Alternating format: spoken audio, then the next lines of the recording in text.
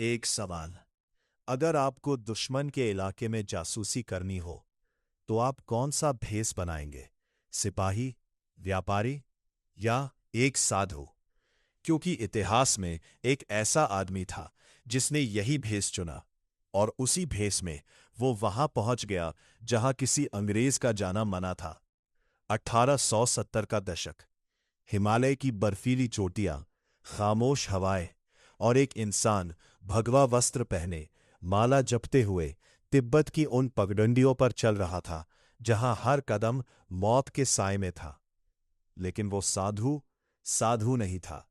वो था नैन सिंह रावत, भारत का सबसे चतुर और सबसे खामोश जासूस। एक स्कूल टीचर, उत्तराखंड के कुमाऊं से, सीधा सादा, शांत, लेकिन अंदर से बेहद मजबूत। उस समय दुनिया एक खामोश युद्ध के दौर से गुजर रही थी। ब्रिटिश इंडिया और रूस के बीच एक अदृश्य टकराव। इसे कहा जाता था द ग्रेट गेम। मध्य एशिया, तिब्बत, अफगानिस्तान, हर जगह कब्जे की होड़ थी। और तिब्बत, वो एक रहस्य था, एक बंद दरवाजा जहां विदेशियों का प्रवेश सख्त मना था। कोई भी बाहरी व्यक्ति अगर ल्हासा में पकड़ा जाता तो सजा सिर्फ एक थी, मौत। तो सवाल था, अंग्रेज वहां कैसे पहुंचे?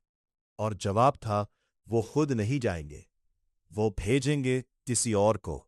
ऐसा इंसान जो दिखने में स्थानीय लगे, जो भाषा जाने, संस्कृति समझे और सबसे जरूरी, जो डर को काबू में रख सके। और इसी खोज में उन्हें मिला नैन सिंह रावत। लेकिन असली कहानी यहां से शुरू होती है।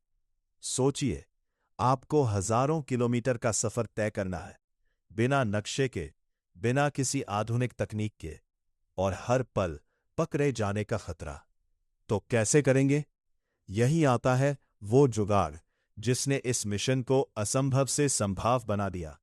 एक माला, एक साधारण सी दिखने वाली माला, लेकिन उसके हर मनके में छुपा था एक राज। 108 नहीं, बल्कि 100 मनके, हर मन का 100 कदम। नैन सिंह चलते और माला फेरते, हर 100 कदम पर एक गिनती पूरी। इस तरह वो नाप रहे थे दूरी, बिना किसी को शक हुए। लेकिन ये तो बस शुरुआत थी। उनके डंडे में छुपा था कंपास, उनके प्रार्थना चक्र में छुपे थे नक्शे के कागज, और एक छोटे से डिब्बे में थर्मामीटर। पानी उबालकर वो उसकी ऊंचाई मापते थे। हर चीज एक साधारण वस्तु के रूप में छुपी हुई, और हर कदम एक गुप्त मिशन। 1865 नैन सिंह ने अपनी यात्रा शुरू की।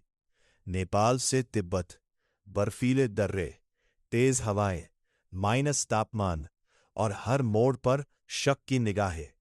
तिब्बती पहरेदार, स्थानीय लोग, हर कोई उस पर नजर रख रहा था। एक छोटी सी गलती और सब खत्म। लेकिन नैन सिंह रुके नहीं। वो चलते रहे, दिन में साधु और हर रात एक जासूस।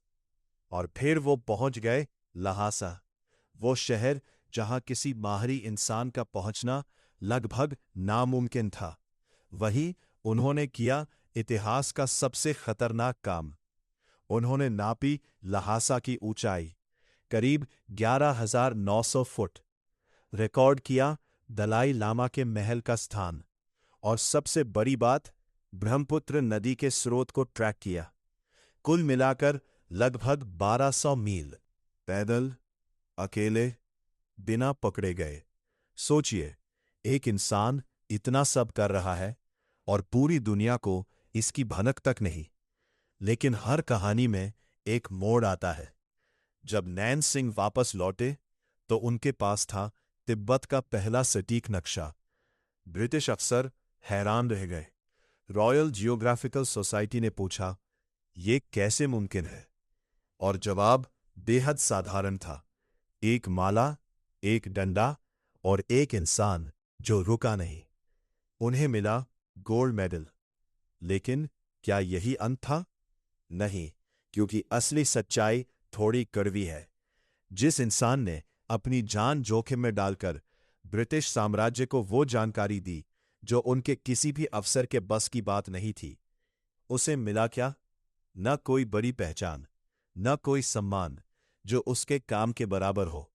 उसका नाम छुपा दिया गया, कोड नेम दिया गया, द पंडित, ताकि दुनिया कभी जान ही न सके कि असली हीरो कौन था। और धीरे धीरे वो नाम इतिहास के पन्नों में दब गया। सालों बाद एक डाक टिकट आया 2016 में, बस इतना ही।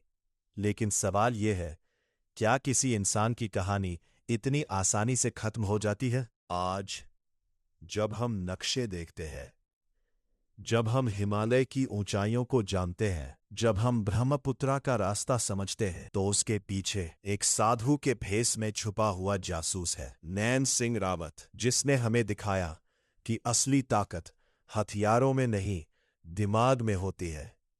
और कभी कभी सबसे बड़ा युद्ध बिना आवाज के लड़ा जाता है। तो अगली बार जब आप किसी साधु को देखें, तो एक पल के लिए जरूर सोचिए, क्या वो सच में सिर्फ एक साधु है, या उसके पीछे छुपी है एक ऐसी कहानी जो इतिहास बदल सकती है। क्योंकि कुछ लोग दिखते कुछ और हैं और होते कुछ और वही लोग दुनिया को बदल देते हैं।